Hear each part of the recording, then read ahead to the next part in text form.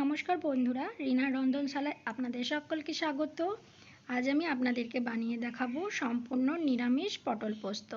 তাহলে চলুন দেখে নিন রেসিপিটা আমি কিভাবে তৈরি করি। দেখুন, তার জন্য এখানে আমি 250 গ্রাম পটলকে খুব ভালোভাবে ছাড়িয়ে আর এইভাবে চিড়ে চিড়ে নিয়েছি। এবার এর মধ্যে পরিমাণ মতো নুন আর হলুদ দিয়ে খুব ভালো করে মাখিয়ে 10 মিনিটের জন্য ম্যারিনেশনে রেখে দেব।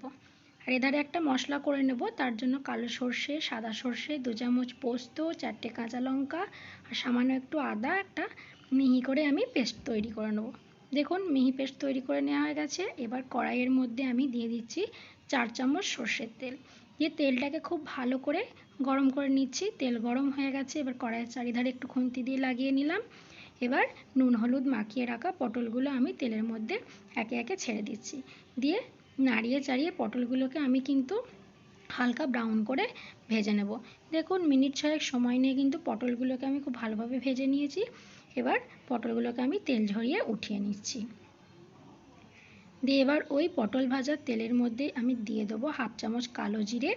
দিয়ে ফোড়নটাকে একটু ভাজা ভাজা করে নেব। দিয়ে এবার যে মশলার পেস্টটা আমি করে রেখেছিলাম সেইটা আমি এর মধ্যে দিয়ে দিচ্ছি।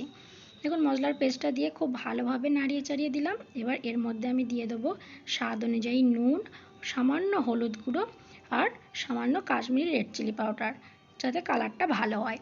দিয়ে সমস্ত মশলাটাকে আমি কিন্তু খুব ভালো করে কষিয়ে নেব যতক্ষণ না মশলা থেকে তেল ছেড়ে যাচ্ছে। দেখুন, মিনিট 2 সময় নিয়ে গ্যাসের ফ্লেমটা মিডিয়ামে রেখে আমি মশলাটাকে খুব ভালো করে কষিয়ে নিয়েছি। মশলা থেকে তেল ছেড়ে গেছে। এবার ভেজে রাখা পটলগুলো আমি এর মধ্যে দিয়ে দিলাম।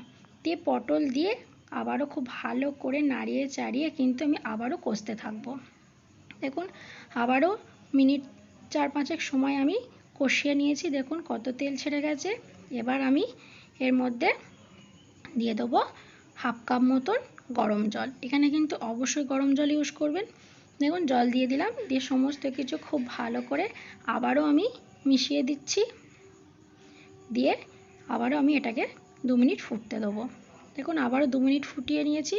এবার ওপর থেকে সামান্য আমি চিনি ছড়িয়ে দিলাম স্বাদের ব্যালেন্সের জন্য। আপনারা পছন্দ করলে দিতেও পারেন, না পছন্দ করলে নাও দিতে পারেন। দিয়ে আবারও খুব ভালোভাবে মিশিয়ে নিয়ে দেখুন তৈরি হয়ে গেছে আমাদের পটল পোস্ত। তো বন্ধুরা, আমার এই রেসিপিটা কেমন লাগলো কমেন্টে কিন্তু অবশ্যই জানাবেন। আর ভিডিওটা ভালো লাগলে একটা লাইক করে দেবেন। আর প্লিজ পুরো ভিডিওটা দেখবেন। তো আজকের মতন এই পর্যন্তই। ভালো থাকবেন, সুস্থ থাকবেন। ধন্যবাদ।